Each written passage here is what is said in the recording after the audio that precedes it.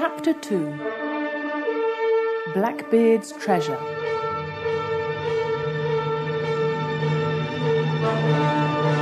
The sun was shining brightly on the blue water of the Atlantic Ocean.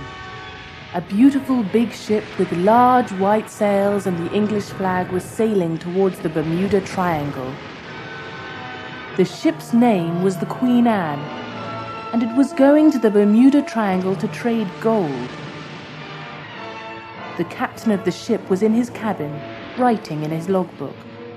Sunday, 10th of December, 1712. It is the 17th day of our voyage, and still no island in sight. The men are beginning to complain, and I am afraid they are going to create problems. A knock at the door stopped the captain from writing. Enter. Captain, a strange ship is sailing towards us. It has no flag, so we don't know where it comes from. They need you on the bridge. I'll be up in a moment. The crewman closed the door, and the captain wrote one more sentence in the logbook.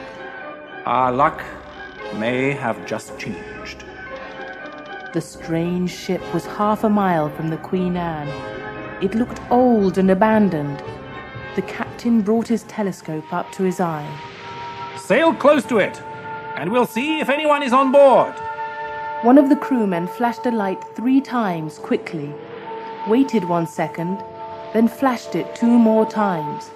There was no answer. Open the cannons and sail next to it. The strange ship moved slowly through the water. There seemed to be no one on board. The sails had holes in them, and there was broken wood all over its deck. The captain called over to it. I am Captain Scott, serving Her Majesty the Queen. If anyone is aboard, state your name and who you serve. There was no answer. Lower the boats! We're going aboard!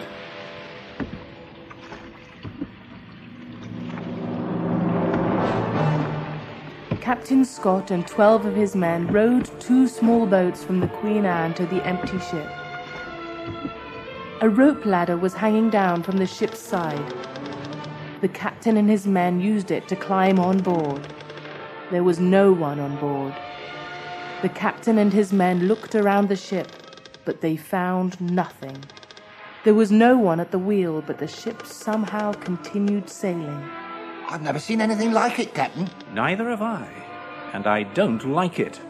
Let's follow it and see where it goes.